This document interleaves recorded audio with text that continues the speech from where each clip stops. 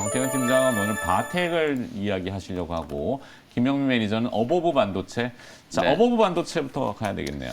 어버반도체 사실 지난 이제 12월 중순에 한번 소개를 좀 해드렸던 종목인데요.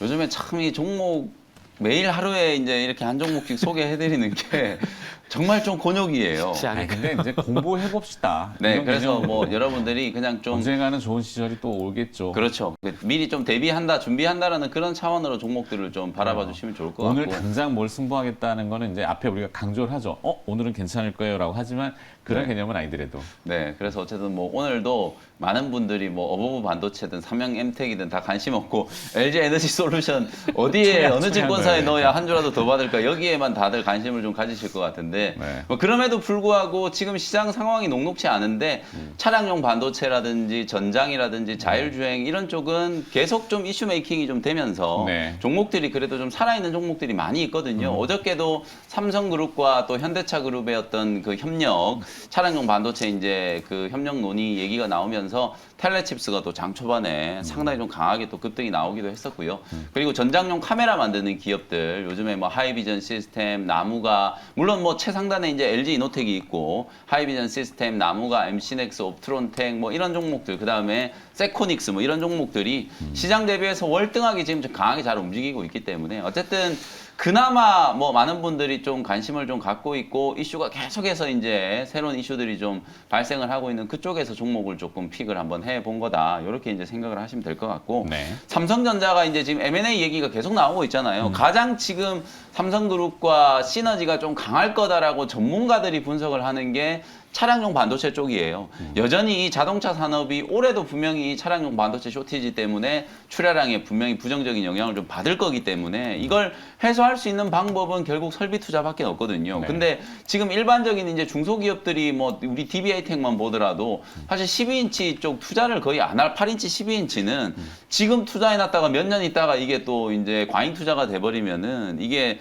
그야말로 이제 좀 부메랑으로 돌아오기 때문에 사실 중소기업, 중견기업들이 공격적으로 투자에 나서기는 좀 힘든 상황이거든요. 네. 이 자금 여력이 좀 충분하고 어쨌든 이 기업과 관련된 이제 산업과 관련된 인프라를 충분히 구축하고 있는 이런 대기업들이 이제 나서야 된다라는 관점에서도 삼성그룹이 이제 차량용 반도체 회사를 인수를 해서 조금 더 이제 공격적인 증설을 한다면 자동차 산업에도 긍정적이고 삼성전자 뭐 입장에서도 상당히 좀 시너지를 기대해 볼 수 있는 그런 상황이라고 보여지기 때문에 100조 원을 가지고 있죠. 그렇죠. 넉넉한 실탄을 가지고 있다고 하는데 물론 100조 원 가지고 엔솔 IPO 되진 않겠죠? 네. 모든 건 지금 완전 LG 엔솔이 블랙홀이 지금 되고 있는 모든 건 지금 LG 엔솔로 귀결이 되는데 어쨌든 삼성전자가 뭐 당장 뭐 1년 안에 현금화할 수 있는 자산까지 감안하면은 거의 뭐 120조가 넘을 거예요. 그런 이제 막대한 이제 자금력을 가지고 지금 M&A 시장에서 많은 매물들을 지금 관심을 갖고 있다는 얘기들을 하고 있기 때문에 네. 가장 대표적으로 차량용 반도체 이제 글로벌 3사라고 할 수 있죠.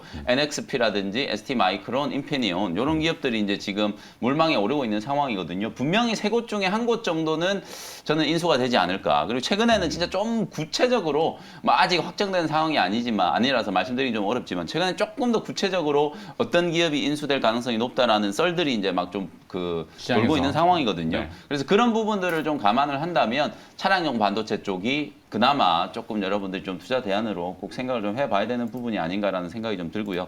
제가 지난 12월 달에 여러분들께 ST마이크론의 차량용 반도체 MCU 칩을 삼성전자가 수주했다라는 소식을 전해드리면서 어부 반도체를 소개를 해드렸어요. 그리고 네. 그날 뭐 주가가 워낙 뭐 한 18% 가까이 이제 급등을 했다가 도로 뭐 다 조정을 주고 그 이후에 다시 이제 꾸역꾸역 올라오면서 그날 이제 급등했던 박스권 상단이 45,000원 정도 근처까지 지금 상승을 좀 하고 있는 모습이기 때문에 매물 소화 과정도 이제 충분히 좀 진행이 됐고 차량 반도체 이제 칩셋 미디어라든지 텔레칩스라든지 이런 기업들이 이제 먼저 좀 치고 올라간 후발주로 이제 차량용 MCU를 이제 삼성전자와 공동 개발을 하고 이제 뭐 본격적인 이제 양산이 좀 가능해진 시점이 왔다라고 보여지기 때문에 올해 이제 실적에 대한 기대감 뭐 이런 것들까지도 감안을 충분히 해볼 수 있을 만한 그런 기업이다라고 말씀을 좀 드려보도록 하고요.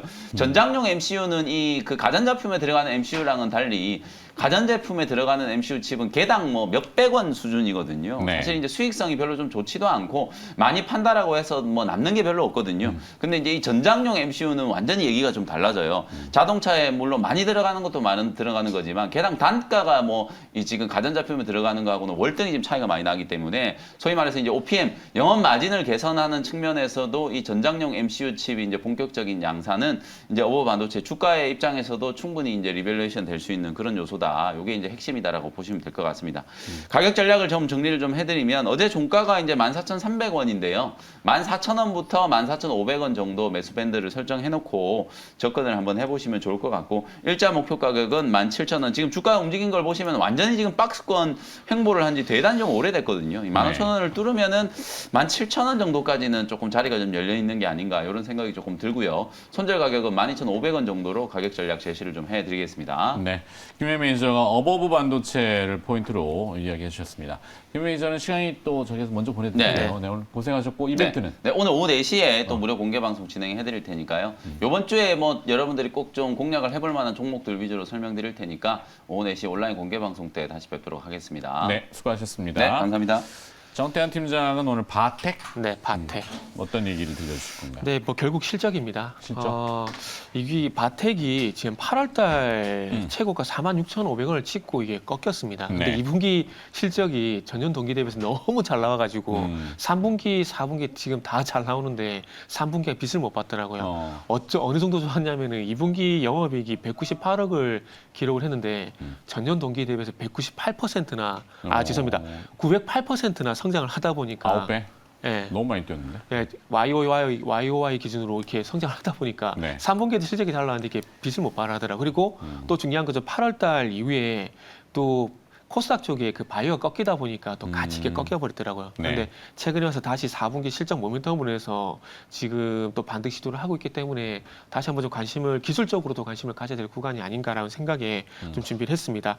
뭐 4분기, 뭐 2분기 퍼센테이지에 비하면 큰 건 아니지만 그래도 4분기 그 영업이익도 전년 동기에 비해서 52%나 성장이 예상되고 있는 상황입니다. 그래서 예상 영업이익 209억 정도 현재 예상이 되는 상황이고요. 그래서 최근에 날짜를 보게 되면 1월 12일부터 지금 4분기 실적 모멘텀이 반영이 되게 되면서 지금 단기 추세를 돌려주고 있는 흐름이기 때문에 이 단기 추세가 돌려지는 흐름 속에서 한번 조정 구간을 노려보는 게 좋지 않을까 그런 말씀도 좀 첨부해서 드리도록 하겠습니다. 그래서 네. 어쨌든 지금 2분기, 3분기, 4분기 계속 실적이 좀 좋아지고 있는데 일단은 국내 쪽보다는 해외 쪽 실적이 계속 좋아지고 있습니다. 물론 바텍의 전체 매출에서 90%가 해외 쪽에서 발생이 되고 있습니다. 그래서 북미라든지 유럽이라든지 중국 쪽에서 매출 상당 부분 발생이 되고 있는데 일단은 이 코로나임에도 불구하고 3D CT 장비에 대한 매출이 계속 증가를 하고 있습니다. 근데 이 장비에 대한 매출이 늘어난 이유가 결국 서비스더라고요. 이 코로나로 인해서 그 대인 서비스가 안 되고 있는 상황 속에서 이 바텍만 유일하게 지금 대면 서비스를 진행을 하게 되면서 지금 가지고 있는 영업점 관리 상태 좀 잘했더라고요. 그래서 이 영업점 관리의 고객 서비스를 통해서 계속해서 점유율을 확대해 나가고 있는 부분들이 실적으로 좀 반영이 되고 있는 상황입니다. 그래서 기존에 하고 있는 3D CT 장비뿐만 아니라 또 이제 그 산소 나노튜브를 사용한 구강 X선 발생 장비. 네. 요거는 새로운 어떤 그 바텍에서 나온 새로운 장비인데 여기에 대한 매출도 이제 유럽에서 좀 증가를 하고 있는 상황입니다. 그래서 방금 말씀드린 3D CT 장비 그리고 구강 X선 발생 장비 요 두 제품에 대한 매출이 지금 올해 들어와서 작년부터 계속해서 이제 증가를 하고 있는 상황이고 이런 부분도 이제 2022년 올해까지 매출 성장세가 좀 이어질 예정이라고 합니다. 그래서 올해 같은 경우에는 기존에 하고 있는 장비들 외에도 그 중국 같은 경우는 그린 16 그리고 그린 18이라는 그 새로운 구강 스캐너 관련 제품이 또 출시가 됩니다. 그래서 이 제품들이 또 가격이 좀 비싸요. 그래가지고 이 기존에 하고 있는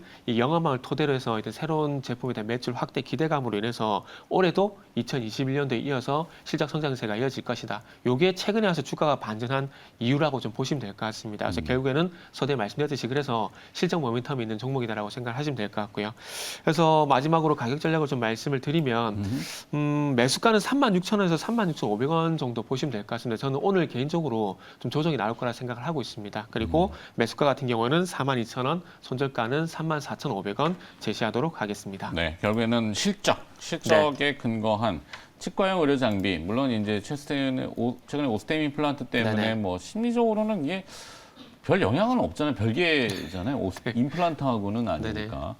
네, 바텍에 대한 영업이익은 지금 화면으로 나가고 있습니다만 내용 정리 쭉 들어가고 있고요. 네, 목표가하고 뭐 가격 전략 저기도 한번 참고해 보시면 될 것 같고. 네. 자, 바텍을 들어봤습니다. 자, 또 시장 참여자들의 관심이 어디로 가고 있는지 리스트 좀 확인해 보고 오도록 하죠. 권재현 아나운서가